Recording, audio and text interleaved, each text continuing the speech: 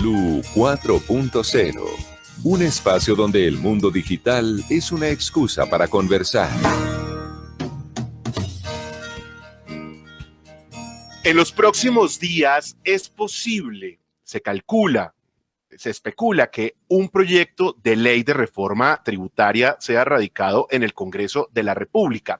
¿Cuál es la situación que tenemos por estos días? Pues que en medio de esta circunstancia adversa, atípica que sucedió durante el 2020 de pandemia, pues hubo que echar mano de unos recursos adicionales para poder iniciar un proceso de reactivación económica, sobrellevar la difícil situación que se dio por cuenta de la pandemia en materia de cierres de establecimientos de todo tipo y, por supuesto, posteriormente iniciar la financiación del proceso de vacunación.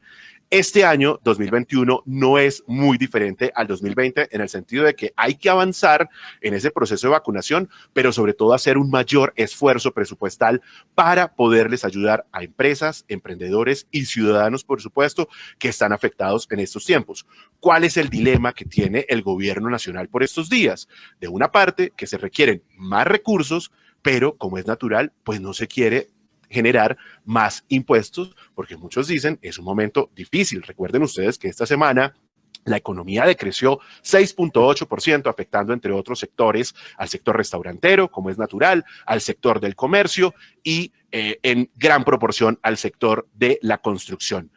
Hay un nivel de endeudamiento grande, por lo que parte de ese dilema es que endeudarse aún más no es una alternativa, y hoy lo cierto es que sería inminente radicar un proyecto de reforma tributaria para poder conseguir algo de oxígeno, algo de recursos para poder financiar estos programas sociales, estos programas de vacunación y la reactivación económica.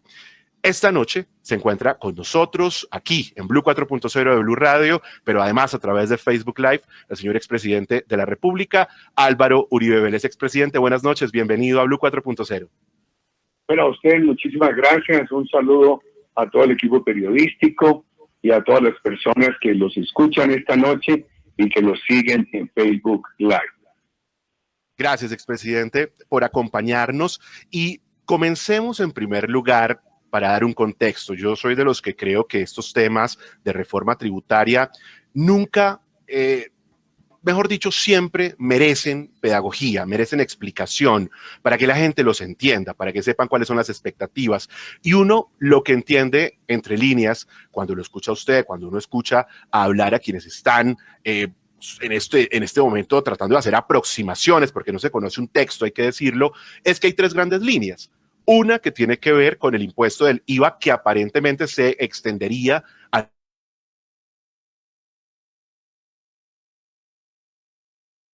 Se dice que afectaría a las personas jubiladas de más de 3 salarios mínimos en sus ingresos, y 3, el tema de devolución de IVA. ¿Es así, expresidente? A ver, la economía hasta febrero del año pasado venía muy bien. El presidente Duque la encontró estancada, sin crear empleo, con la pobreza que había dejado de bajar desde el año 2013, el país muy endeudado. Él había recuperado mucho la economía con las reformas introducidas, como la tributaria de 2018-2019. Pero la pandemia afectó todo. Si no fuera por la pandemia, no se necesitaría reforma tributaria. El endeudamiento creció mucho hasta el 2018, injustificadamente. Ahora ha crecido muchísimo por la pandemia. Y la pobreza ha crecido mucho por la pandemia. Y el país está, como usted lo decía, muy endeudado. Entonces, en mi concepto, ¿qué es lo prioritario? Lo prioritario es una gran política inmediata para fortalecer el empleo y para poder mostrar una erradicación de la pobreza absoluta y avanzar en la línea de disminución de la pobreza. ¿Qué recursos hay para eso? Ahora solamente los que se consigan de endeudamiento. ¿Fácil? No, muy difícil, porque el país está muy endeudado. ¿Qué riesgo se corre? Que por conseguir esos recursos que se necesitan para una gran política social y de reactivación, nos quiten el grado de inversión. ¿Qué hay que hacer? Hombre, una moderada reforma tributaria, mostrarle al mundo y al sistema, al grupo de prestamistas internacionales, que Colombia hace esfuerzos, que esa reforma no entre de inmediato a operar, que se defina, pero que puede aplazarse su aplicación, acompañada esa reforma de 2 puntos esenciales. Una gran política de austeridad del Estado, que lleve a que el Estado se ahorre siquiera 10 billones en 8 o 10 años de austeridad, 10 billones anuales, sería un punto del PIB, una reforma administrativa muy seria para introducir austeridad en el Estado, y que esa reforma defina cuáles son las metas sociales inmediatas. El gobierno lo ha hecho bien, no lo puede negar con el PAES, con ingreso solidario, una cosa y la otra, pero el problema es de tal dimensión que se necesita este esfuerzo adicional. Sí, en este momento, bueno, Ana Milena, adelante, porque quiero hablar del momento propicio. Adelante. Sí, básicamente porque va a hablar del plan de austeridad, entonces por eso lo interrumpo, discúlpeme Juan Manuel, expresidente, buenas noches, le habla Ana Milena. Justamente quería hablar de eso porque ayer conversamos con el empresario Mario Hernández y él planteaba en este programa eso, ¿por qué no comenzar por el plan de austeridad y después sí pensar en una reforma tributaria? Yo sé que ya el gobierno presentó un plan, pero ¿se hace necesario tener ese plan de austeridad y también la reforma tributaria? ¿No podría ser primero uno, esperar a ver qué sucede y después el otro? Ana Milena, yo creo que tienen que ser simultáneos, porque el dinero que se necesita para poder enfrentar este problema de pobreza que se nos ha crecido tanto es mucho. Y no lo podemos soportar ahora, sino con crédito, es la única fuente inmediata. Y entonces, si queremos acelerar la erradicación de la pobreza extrema, necesitamos las dos cosas. Necesitamos una gran reforma de austeridad y una tributaria moderada. Cuando yo digo moderada, es que necesita una línea roja. Mire, hasta el 2018, los altos impuestos que habían descargado en el país nos tenían paralizada la economía. El presidente Duque bajó impuestos, la economía venía funcionando muy bien. El ajuste que hay que hacer ahora tiene que ser moderado, Ana Milena, porque nada ganamos con evitar que nos quiten el grado de inversión si perdemos la confianza de inversión. Entonces, yo he sido muy amigo toda la vida de las reformas de austeridad, lo hice como gobernador de Antioquia, una gran reforma de austeridad como presidente de la República. Usted recordará lo que eliminé de ministerios, embajadas, una cosa, la otra, fue un ahorro de 5.8 puntos del PIB acumulado, que dejó un ahorro recurrente de 1.5. Yo creo que hay que combinar las tres cosas: metas sociales ambiciosas, una tributaria moderada y una gran política de ahorro en el Estado. Menos Estado burocrático, más Estado social. Expresidente, y entonces siente uno que a lo mejor este no es el momento más propicio. Si este el momento, quiero decir, cuando se da pues esta situación en materia de crecimiento económico, cuando tenemos estos niveles de desempleo, por supuesto que esto genera un efecto sobre los ingresos por medio de la gente y hay una preocupación generalizada por lo que pudiera ser, insisto, cuando comenzábamos esta conversación, el tema del IVA, que finalmente pudiera generar un impacto sobre la gente, sobre el consumidor o sobre el acceso a bienes básicos. ¿Es este el momento propicio? Juan Manuel, mire, el momento es muy difícil. Lo que pasa es que si no emprendemos esa gran lucha por el empleo y no le agregamos a las políticas sociales adaptadas, ¿a qué horas vamos a erradicar la pobreza extrema? Entonces lo que sí se puede hacer es apruebe ya y aplique después. Lo que se apruebe ya, que se aplique escalonadamente en los años que vienen, casi que en un en un acompañamiento con la recuperación de la economía. Una reforma de ahorro de inmediato, tributaria que entre en los años que vienen y obtener los créditos de inmediato. Ahora, recuerden una cosa, la reforma del presidente Duque en los años 18 y 19 trajo grandes estímulos a la inversión, no hay que quitarlos. Gran estímulo a la pequeña empresa, régimen simple. La pequeña empresa paga entre el 2 y el 13%. Por ejemplo, ya los empresarios pueden descontar del impuesto nacional la mitad de lo que le pagan a las ciudades por ICA. Si usted le paga a Bogotá 100 pesos por ICA y la nación le dice, impuestos nacionales me debes 200, Juan Manuel, le dice, pero como le pagué a Bogotá 100 por ICA, no le voy a pagar a la nación sino 150, voy a descontar la mitad. La otra mitad que está definido que se descuente se podría aplazar el descuento. La tarifa ya ha bajado de renta de 37 a 32, pero está previsto que vaya al 30. Congelen el 32 o aplace la llegada al 30. Entonces, hay posibilidades de moverse sin afectar, sin afectar la inversión. Al contrario, para ayudar, porque, por ejemplo, si usted me dijera, ¿qué programas, Ana Milena? El programa de empleo remedial en las grandes ciudades, el programa del agro, que el programa de vivienda es bueno, amplíelo, que ingresos solidarios le está llegando a 3 millones de familias, que le llegue a 5 millones de familias, que el gobierno está entregando 160.000 becas.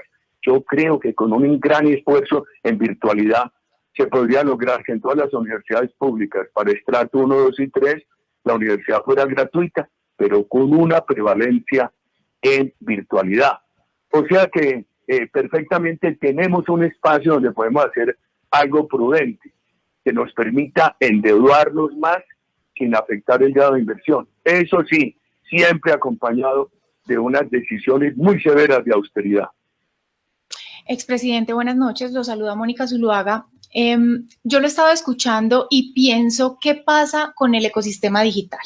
¿A qué me refiero con eso? Con todo lo que está pasando y todo lo que generó el COVID, también empuja el desarrollo del país en términos digitales y de emprendimientos o compañías de base tecnológica. Cuando hablamos de que puede darse una reforma y que van a modificarse algunos temas de impuestos porque el país necesita recaudo, ¿cómo hacemos para que esos impuestos no se transfieran al consumidor? Porque lo que va a pasar es que frenan el crecimiento de este tipo de plataformas tecnológicas o estos nuevos productos y servicios, porque al encarecerlos, el consumidor va a dejar de consumirlos en el ritmo en el que los viene consumiendo. ¿Cómo hacemos para que ese impacto en las compañías no se vaya directamente al consumidor final?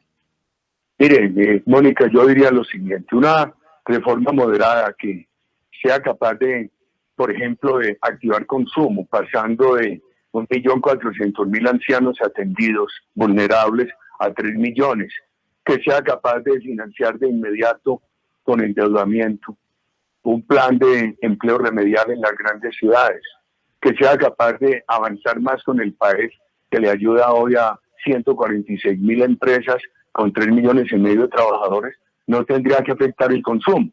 Y por supuesto, mantener los estímulos. Toda esa economía digital está muy estimulada y ha ayudado mucho. Y la verdad es que uno ve que muchos estudiantes han logrado tener unas tarifas de conectividad muy buenas y el gobierno podría avanzar más en eso. Yo creo que eso no tiene por qué encarecerse, Mónica. Claro. Expresidente, lo saluda Juanita Kremer. En ese orden de ideas, estamos hablando de un país que no está totalmente conectado y que la pandemia ha mostrado las dificultades a la hora de que, por ejemplo, los niños puedan acceder a la educación.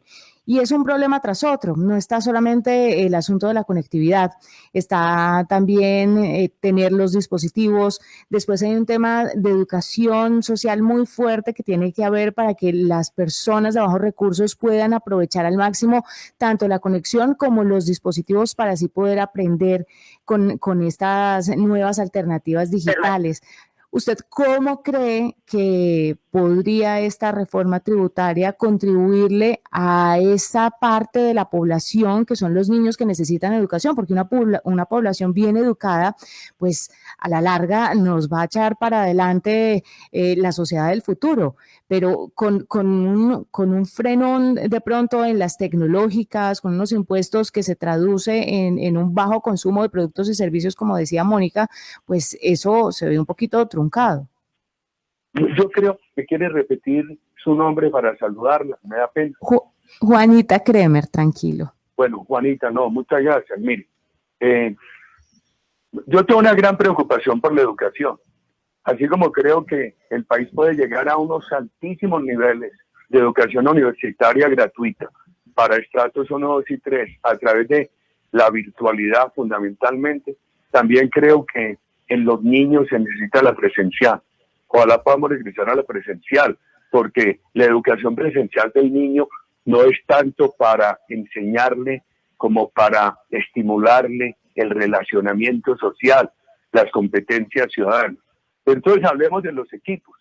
El gobierno está avanzando bastante en conectividad. Yo creo que esa ley que se aprobó y los esfuerzos que están haciendo para aumentar los servicios en el país son buenos. Pero cuando uno piensa en que hay que conectar las 40.000 escuelas de Colombia, son casi 50.000, eso tiene un costo. Cuando uno piensa que hay que proveer a los estudiantes con unas tarifas bajas, eso tiene un costo. Cuando uno piensa que hay que proveerlos con el teléfono inteligente o con la tableta, eso tiene un costo. Y entonces eso podría ser parte de los usos de ese recurso de endeudamiento que se fuera pagando en el mediano y largo plazo con el ahorro y con la nueva tributación. O sea que eso que tú dices implica gasto público y hay que apoyarlo. Y ojalá pues el país pueda acelerar esas metas de cobertura digital educativa. Expresidente, yo no lo quiero dejar salir. Usted ha hablado de economía digital, ha hablado de virtualidad, ha hablado de educación y nos está abriendo un montón de temas que son muy nuestros. Pero antes de que vayamos para allá, yo quisiera regresar un poco a este tema de la lucha contra la desigualdad, porque uno de esos puntos que uno lo escucha a usted hablar cuando se habla de la reforma tributaria es justamente el de la devolución del IVA, que es un tema que es reciente, que es un tema que se da, digamos, devolución del IVA, hablo, para la población de bajos ingresos y que, según parecería, tal vez usted pudiera aclararme, pasaría de 1 a 2 millones de personas para el caso de esa devolución. Pero la pregunta que le surge a uno es, ¿cómo lograr una devolución del IVA eficiente en un país donde precisamente, como usted nos lo está contando, aún hay brechas en materia de conectividad, en materias de inclusión financiera? ¿Cómo lograr uno tener una devolución de IVA eficaz precisamente para esa población de bajos ingresos? Juan Manuel, hace años, cuando tuve el honor de ejercer la presidencia, yo recuerdo que adoptamos la medida de devolver 2 puntos del IVA a quienes compraran con tarjeta de crédito, y eso funcionó, y funcionó bien. Y este gobierno ha hecho un ensayo que ha funcionado bien, que es devolverle el IVA a más de 1 millón de familias, y eso ha operado bien. Yo creo que el país en eso ha avanzado y hay que tener confianza. El otro tema es el del IVA, tan delicado. Por eso, yo tengo claridad, primero, que hay una situación de pobreza muy alta. Segundo, que hay que enfrentarla. Tercero, que necesitamos unos recursos de crédito inmediatos. Cuarto, que hay que pagarlo con unos tributos que se apliquen posteriormente. Quinto, que se necesita una gran reforma de austeridad que vaya acompañando esa reforma tributaria. Y le voy a decir, tengo claridad en que tiene que ser moderada para no afectar la confianza de inversión. No tengo claridad, no me atrevería a decir qué hagan con IVA. Entonces, lo que uno pediría respetuosamente es un cónclave, que se encierre el equipo económico del gobierno con los voceros de las bancadas que lo apoyan, tantos días como sea necesario, a salir con un proyecto consensuado, que sea un proyecto social, moderado, que incluya la reforma de austeridad administrativa y que le dé al país una esperanza. Porque mire, además del crecimiento de la pobreza, uno ve, Juan Manuel y muy distinguidas periodistas, lo siguiente: muchos colombianos que siguen por encima de la pobreza, sin embargo han perdido parte de su ingreso. Y veía yo una cifra en el DANE que me dejó muy preocupado. En las empresas que han recuperado totalmente su actividad, la han recuperado con un 9% menos de la nómina que tenían antes. Entonces también muchas empresas están hoy recuperando la actividad, pero con menos empleados y trabajadores de los que tenían antes de la pandemia. Ese es otro tema muy preocupante. Sí, expresidente, me quería justamente devolver al tema de los pequeños empresarios o los emprendedores, que son muy importantes aquí en este programa de Blue 4.0, y sí que han sido importantes durante este momento tan difícil y tan complejo de la pandemia. Si no estoy mal, la creación de empresa creció un 22-23% durante este último año. ¿Qué va a pasar con ellos en cuanto a la reforma tributaria? ¿La reforma tributaria va a afectar a estos nuevos emprendedores que cuando la mayoría, crearon su empresa, su emprendimiento porque perdieron su empleo? Tiene que apoyarlos en lugar de perjudicarlos, doctora Ana Milena. Mire, Yo creo que esas normas que se introdujeron en la reforma de los años 18 y 19 para la pequeña empresa nadie les va a quitar. Emprendimientos que arrancan con 0 impuestos, después que pagan apenas la mitad y solamente muchos años después ya pagan el 100%. Pequeñas empresas que pagan una tarifa total entre el 2 y el 13, y que eso incluye el ICA, el IVA, etcétera. Eso nadie lo puede quitar. Y el gobierno lo que tiene que hacer es generalizar y estabilizar durante mucho tiempo ese apoyo a 146.000 empresas que le ayuda con una nómina de 3,5 millones de trabajadores. Eso ojalá lo pudieran ampliar. Y yo sinceramente creo que todo eso del emprendimiento hay que protegerlo. En mi estructura de pensamiento hay una gran vinculación entre el emprendimiento privado y la política social. El emprendimiento privado es la fuente de generación de recursos para la política social. Es el generador de empleo, que es la mejor política social.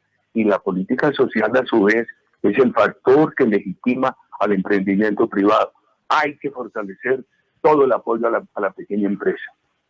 Y expresidente, yo quisiera entonces ahí complementar sobre eso que plantea Ana Milena y plantea usted justamente, y lo anticipaba, ese fenómeno de informalidad que justamente sigue siendo tan fuerte en Colombia. Es un fenómeno de América Latina, pero en el caso particular de Colombia, a veces lo que se siente es que todavía ser formal, hacer empresa, termina siendo costoso. Usted habla permanentemente también del tema de la competitividad, de cómo hacer a un país más atractivo para la inversión, pero sobre todo hacerlo más competitivo para las empresas. ¿Qué hacer en este momento para generar estímulos justamente para esa formalidad? Porque a veces cuando se habla de las reformas tributarias, la sensación que queda es que terminan siendo algunos obstáculos adicionales o terminan siendo esos pasos que desestimulan a que esos pequeños negocios de los que hablaba Ana Milena, pues decidan empezar a contribuir con su pago de impuestos, decidan empezar a tener seguridad social por estos días. Tienes toda la razón, mira. Yo creo que el gobierno lo tiene muy claro, ha sido una norma del gobierno impulsar la pequeña empresa, esos emprendimientos, no se les puede afectar. Que la reforma tributaria del año 18, del año 19 hizo algo muy importante, que fue una política de normalización. Gracias a eso se normalizaron 1.7 del PIB, 17 billones. Eso fue un logro muy importante en el año 19. No sé qué pasó en el año 20. Y esas normas hay que considerarle sus beneficios. Ahora, entonces usted me preguntará, ¿hay espacios preservando eso, protegiendo esas empresas? Claro que hay espacios, Juan Manuel.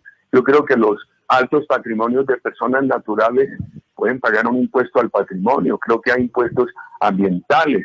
Creo que en lugar de que le descuenten a la empresa el 100% de lo que paguen en IVA, se lo descuenten de los impuestos nacionales, ya les empezaron a descontar el 50%, congelen el otro 50%, unos años. En lugar de bajarle la tarifa del 37 al 30%, déjense en el 32%. Esos 2 puntos o evitémoslos o congelémoslos, aplacémoslos por ahora. Hay espacio para hacer algo moderado, Juan Manuel, sin afectar la pequeña empresa. Y el IVA necesita que se sienten el gobierno y los voceros de los partidos para buscar un gran consenso. Aquí lo que hay es una necesidad social, un imperativo democrático, que es atender este crecimiento de la pobreza extrema, de la pobreza. Yo creo que en eso todo el mundo está de acuerdo. El desacuerdo es cuando se empieza a hablar de los fuentes de recursos. Sobre los usos hay claridad. Yo creo que el país crea un gran consenso sobre la política de austeridad, de ahorro, y la gran discusión es sobre las fuentes. Por eso, doctores, tiene la Santa Madre Iglesia, que se siente el gobierno y esos voceros con un equipo técnico a buscar cuáles son las fuentes indicadas de una reforma que tiene que ayudar al empleo, a reactivar la economía y no a postrarla. Expresidente, hay grandes plataformas o compañías que no son colombianas, pero generan facturación importante en este país. Regularmente o se ha visto mucho que no están, generan una competencia importante a las compañías locales, pero no están tan reguladas. ¿A qué me refiero? A que no tienen una carga de impuestos que se considera justa. ¿Qué va a pasar con la reforma tributaria frente a esas compañías internacionales que facturan millones y millones en este país? No, a ver, lo que yo veo es lo siguiente. Una compañía internacional que funciona en Colombia, la filial colombiana tiene que pagar impuestos como cualquier empresa. Lo que puede haber una diferencia es en los dividendos. Si tú en Colombia ganas unos dividendos que superen de 10 millones al año o más, tienes que pagar un 10%. Esa compañía que remesa dividendos al extranjero paga un 7%. Ahí hay una discriminación que yo creo que nadie se opone a que eso se corrija, aunque algunas personas dicen que subir ese impuesto de remesas de dividendos al extranjero puede afectar la confianza de inversión en Colombia. Pero si el modelo tributario colombiano en su conjunto estimula la inversión, que fue lo que buscamos en la ley de reforma del año 18, entonces hacer unas nivelaciones para que no haya discriminación no debería afectar. Eso quiere decir, expresidente, que plataformas como Rappi, permítame mencionar algunas que están en No, pero bueno, Rappi no, como por ejemplo Facebook, Juan Manuel, Facebook, Google, Facebook, que ni siquiera reportan Amazon, el 100% de sus ingresos en Colombia, porque no lo reportan, entonces... Porque facturan en Irlanda o facturan en otro país. Entonces ahí es donde uno dice, aquí hay platas que pasan y se deberían quedar y no se están quedando. Ahí hay una discusión en el mundo sobre cómo se va a reglamentar eso. Porque sí, he encontrado otra queja en mi conversación con los colombianos. Uno puede comprar por internet hasta $200 y no paga impuestos. Y entonces hay muchas personas que hacen varias compras de $200 al año sin pagar impuestos. Y muchas personas empiezan a decir, eso es injusto. Esa compra debería pagar impuestos. Y entonces los otros dicen que todavía no está inventado en el mundo cómo se va a cobrar eso. De todas maneras, ahí se está presentando una injusticia. Se está presentando una injusticia y tienen que examinar cómo evitar esa injusticia. Y tienen además que mirar muy bien y detenidamente cómo es que van a ejecutar eso, ¿no? Porque mire lo que está pasando en Europa con Amazon, que les pusieron una multa, que además le van a poner un impuesto del 3% para que la plataforma lo pague, la plataforma se lo traslada a sus vendedores, claro, y los vendedores al final del día se lo van a trasladar a los usuarios. Claro. Entonces es el colombiano de a pie el que va a terminar pagando ese impuesto y eso no debería ser así. Ajá, desacelera. Sí, pero miren el dilema. Yo hago una compra hasta $200 en Amazon. No me cobran impuestos y quedo feliz. Compro un teléfono de estos en el extranjero que me cuesta menos que aquí porque no pago impuestos. Muy bien. Pero también se empieza a crear una injusticia. Entonces, a mí yo escucho mucho a los colombianos, este tema me preocupa mucho. Yo veo un gran riesgo para la democracia, avanzar sin unas medidas drásticas para poder erradicar la pobreza extrema y construir equidad. Entonces le pregunto a muchos colombianos y me dicen, mire, está bien, uno dice en principio está bien, hasta $200. Lo que pasa es que muchos compran varias veces al año cantidades hasta $200 y no pagan impuestos. Y eso se convierte en una competencia desleal a la empresa colombiana. Uh-huh. Ahí aparece otro factor que obviamente hace parte de esta conversación de la reforma tributaria, expresidente, que es la evasión, como otro fenómeno tan presente, tan fuerte en Colombia, que siempre se reclama y que vuelve y surge y sobre el cual se reclaman tantas medidas cuando cada 2 años nos dicen otra reforma tributaria. Combatir la evasión es determinante para que los colombianos crean a la hora de hacerse una iniciativa como esta en el Congreso. Estoy de acuerdo, Juan Manuel. Estaba viendo lo siguiente. Puedes entrar a la DIAN y hay unas gráficas que te muestran cuánto fue la meta de recaudo por política antievasión y cuánto lograron. me sorprende que ya en los últimos años ha habido momentos en que el recaudo efectivo por medidas administrativas contra evasión ha superado la meta que se habían propuesto. El país está avanzando en eso. Y quiero destacar dos avances.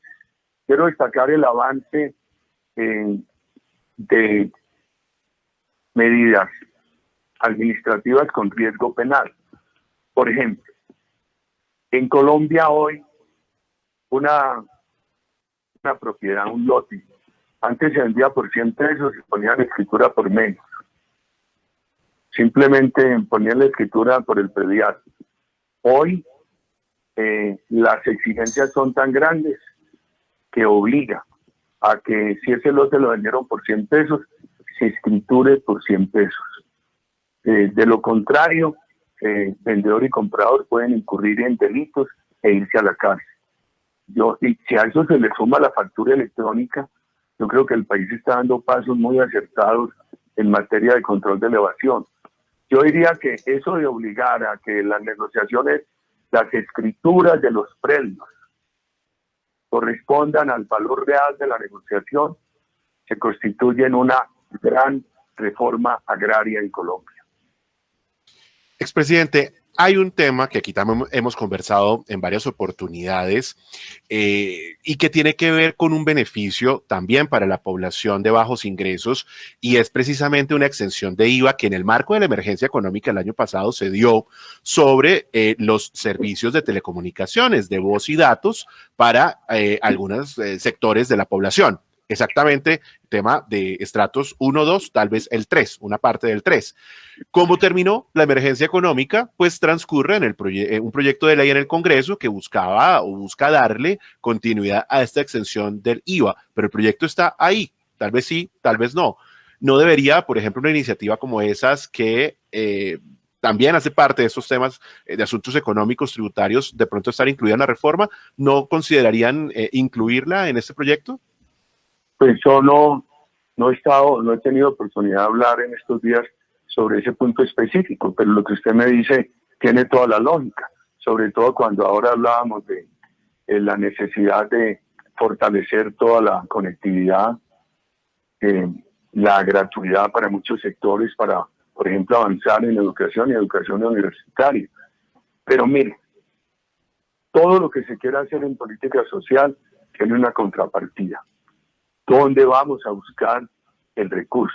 Entonces, el uso de política social, como el que usted me dice, es correcto, pero hay que pensar de dónde va a salir el recurso, porque algunos dicen con mucho facilismo, no, cobremos a los ricos, cobremos un impuesto del patrimonio del 5 o 7%, acaban con el país, acaban con la empresa privada, acaban con la inversión. Yo recuerdo que el presidente Chávez decía, voy a eliminar la pobreza en Venezuela, y eliminó la empresa privada. Y al eliminar la empresa privada, dejaron sin recursos las políticas sociales y la pobreza pasó del 40 al 90. O sea que también hay que pensar en todos esos equilibrios. Los usos sociales no se deben discutir, pero hay que pensar muy bien las fuentes de ingresos. Expresidenta, entonces, en conclusión, en cuanto a reforma tributaria, la economía digital, las compañías que, digamos, de alguna manera tienen que ver con temas tecnológicos o que están soportados en tecnología, pueden tener un mensaje de tranquilidad frente a esa reforma que se radicaría en marzo. Es lo que uno entiende cuando aquí hablamos de las plataformas, cuando hablamos de comercio electrónico, cuando de alguna manera lo que se dice es se va a tratar de buscar ingresos en aquellas compañías que tienen un mayor nivel de facturación, pero esas plataformas que lo que están es generando empleo en Colombia no van a ser castigadas. ¿Se puede enviar un mensaje de tranquilidad en ese sentido? No, yo avanzaría más, Juan Manuel. Yo creo que a toda la inversión en Colombia, y la inversión no es la gran empresa, la inversión es toda. La inversión es el que compra el computador para la tienda, el datáfono. La inversión es el que mejora una maquinita en una fábrica de confecciones. La inversión es mediana, grande y pequeña. El país tiene que ser un país amable, atractivo en la inversión. Y ya que me pregunta usted sobre las plataformas, porque hasta mi salida abrupta del Congreso por esta injusticia judicial contra mi persona, yo venía trabajando el tema de las plataformas, ya dejé un proyecto. Yo creo lo siguiente, Colombia necesita las plataformas, nadie se está oponiendo. Eso es un avance de la ciencia y a la ciencia no se le detiene. Lo que sí pedía es que las plataformas pagaran la porción que les corresponde, significativa, de la seguridad social de sus operadores. Por ejemplo, que la plataforma que manda unos envíos a través de unos operadores de moto o la que presta unos servicios de transporte, la plataforma tenga que pagar un porcentaje importante de la cotización de salud, de pensión, de riesgos profesionales de esa persona que está operando los servicios de la plataforma y que no haya competencias desleales. Por ejemplo, que le den a los taxistas colombianos todas las posibilidades de competir. Y me da usted la oportunidad de aclarar eso porque nos pronunciamos sobre la materia. Pues queda clarísimo que hay una agenda que va a comenzar desde el mes de marzo, señor expresidente. ¿El proyecto se va a radicar? ¿Se va a radicar en marzo? ¿Hay certeza de eso? Bueno, Juan Manuel, lo que yo sugeriría es que falta un mes para que inicie el Congreso. Que el gobierno y el Congreso deberían tener un mes de cónclave para llegar a un gran consenso. Si se llega al 16 de marzo con un gran consenso, el trámite es expedito. Si no, es muy difícil. Y ahora que ustedes estaban hablando de estímulos al empleo, yo he creído que entre los muchos, puede haber uno importante. Nosotros presentamos allí un proyecto para reformar el contrato de aprendizaje. Hoy usted no puede contratar aprendices sino que sean estudiantes del SENA o de una universidad. El proyecto dice: cualquier colombiano menor de 30 años que no haya tenido un contrato laboral formal puede ser aprendiz por 2 años. Eso ayudaría mucho. Ahora, hay temas controversiales como otro que yo dejé cuando la idea nuestra ha sido economía fraterna, no de odio de clases. Siempre dijimos, bájenle los impuestos a las empresas, mejore la remuneración de los trabajadores. Por eso, después de que se bajaron los impuestos, propusimos aquella prima adicional para tener una economía fraterna.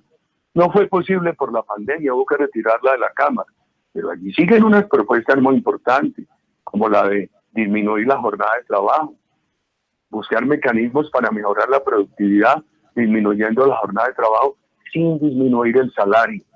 Hay que hacer de este país un país más amable para el trabajo. Nosotros no podemos seguir con una calificación de la OCDE que dice que Colombia en la OCDE tiene la peor calificación en disponibilidad de tiempo para familia, para deporte, para educación. Entonces, ese proyecto también que está en esta coyuntura y que genera controversia, a mí me parece de la mayor importancia.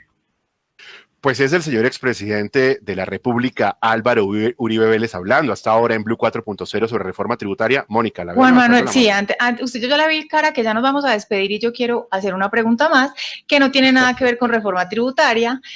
Expresidente, yo lo sigo y en Twitter, claramente, usted es muy activo en redes sociales, además muy... de cansada. ¿Cómo le parece? No, pero mire pues, además veo que usted es muy madrugador, ¿no? Muy madrugador. Y yo tengo una curiosidad.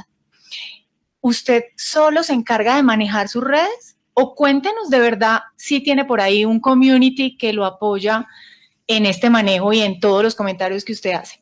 Es más, por ejemplo, ¿a usted mismo decía a quién bloquear o no? ¿Qué le gusta leer? ¿A quién le gusta seguir? Cuéntanos un poquito. No, yo sigo, te voy a decir, si esto me deja ver, te digo ya cuántas personas sigo. Un momentico, a ver. Claramente no me sigue, ¿no? Yo lo sigo, usted no me sigue. Muéstrenos el teléfono. Porque me imagino que ustedes, estoy siguiendo a 3.488 personas.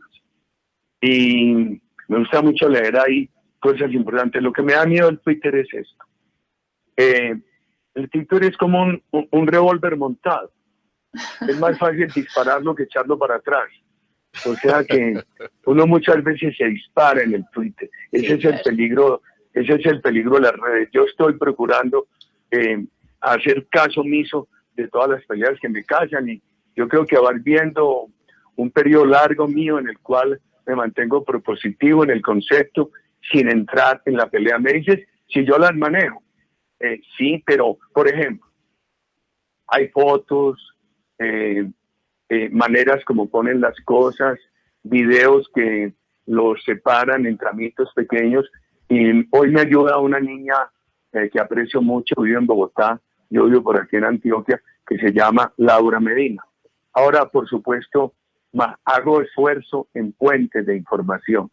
Entonces procuro leer y preguntar.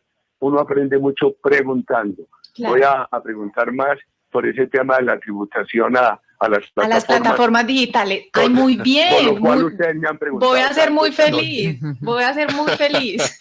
Expresidente, ¿cuál tema aparte de los políticos les gusta ver en Twitter? Cuénteme una cuenta que le encante, pero que no tenga nada que ver con su discurso, con política, con nada, no sé, una de cocina, una de tecnología, una de meditación, sorpréndanos, por favor. No, si es tecnología o si es innovación y emprendimiento, pues, Juanita, ahí sí tiene que decir la nube, Blue 4.0, Blue Radio. No tiene otra opción. Sí, no, ustedes habrán visto que yo tomo muchas noticias de ustedes, las difundo de otros medios, colegas de ustedes. Me gusta mucho, por ejemplo, leer documentos de la BBC sobre América Latina, sobre economía. Les digo cosas de viejos. Me gusta mucho en YouTube buscar películas viejas. Me gusta mucho en YouTube buscar a Gardel, a Armando Manzanero. Y también he visto hasta... Mi abuelo era un gran taurino y hablaba mucho Manolete. Él lo vio torear en Colombia. Busco eso. Busco mucho video de caballos y se lo mando a los nietos. Bueno, una cosa con todas esas bobaditas. Venga, y hablando de sus nietos, Disney Plus, Netflix, ¿usted se sienta a ver con sus nietos estas nuevas plataformas, estas series? Lo ve mucho mi señora. Yo mucho tiempo me quedé sin ir a los teatros, hoy veo Netflix. El año pasado estaba muy entusiasmado con Netflix, pero cuando me llegó la medida que me impuso el magistrado Reyes y el COVID, me desanimé mucho.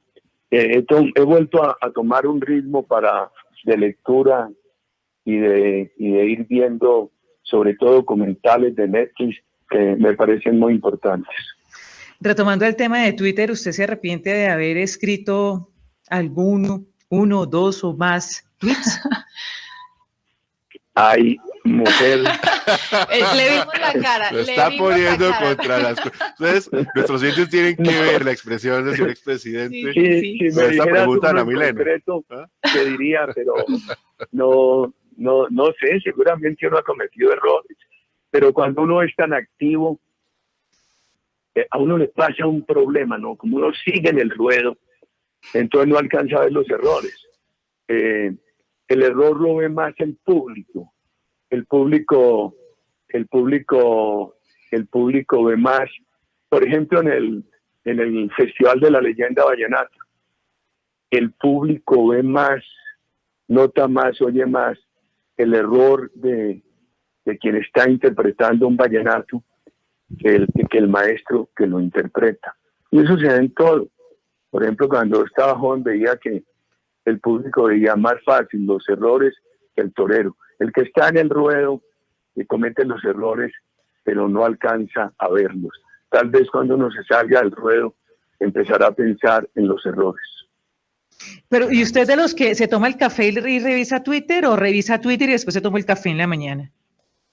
No, porque hay veces que a las 3 de la mañana, si le digo a mi señora que me ayude con un cafecito, me eche la casa. A las 3 de la mañana. Porque muchas veces, mira, esta noche tengo como 150 mensajes para contestar. Seguramente ahora me les voy a quedar dormido rápido, pero despierto al amanecer y abro algunos, los voy respondiendo, hago lecturas también. Al amanecer Laura Rosa Zuluaga del Centro Democrático nos ayuda mucho a todos con los con las ediciones digitales de periódicos del país, del mundo, y va seleccionando temas, noticias importantes, y va seleccionando también documentos para leer. Y me tomo un cafecito, diría yo que a las 6 de la mañana. A las 6 de la mañana, que hace frío, aquí me lo tomo en el frío, y viendo ahí unas aves que mi señora les da una comidita en la madrugada. Y sí, en la finca me llegaban personas a hablar de política desde las 5, pero una señora que se jubiló, trabajó muchos años conmigo, dijo: yo ya no prendo la cafetera hasta las 6. El que llegue a las 5 se tiene que quedar sin café hasta las 6. Hay que regalarle al expresidente estas cafeteras que se programan, expresidente. Uno lo pone 3 de la mañana y la cafetera solita le va haciendo el tintigo. Usted no tiene que despertar. No va a poder desde las 3 de la mañana. No, ahí sí no duerme. Ahí sí no duerme. Antes de acostarse, eso es lo que hago yo. A las 2. Y las goticas de valeriana que tenía en la casa de Nariño, esas pueden ayudar a veces en Twitter. Sí, porque yo le iba a decir que si se le sube la temperatura fácil en Twitter. En Twitter es muy peligroso, ya les dije.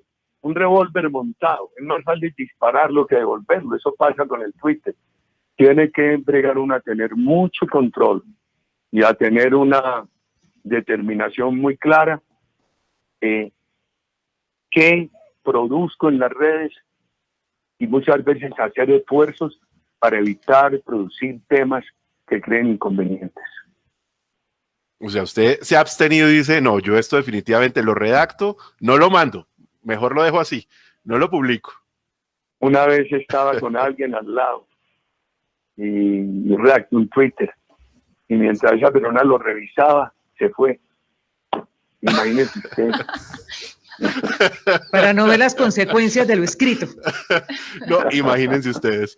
Bueno, pues ha sido muy generoso con el tiempo, señor expresidente de la República, Álvaro Uribe Vélez. Gracias por acompañarnos esta noche aquí en Blue 4.0 de Blue Radio.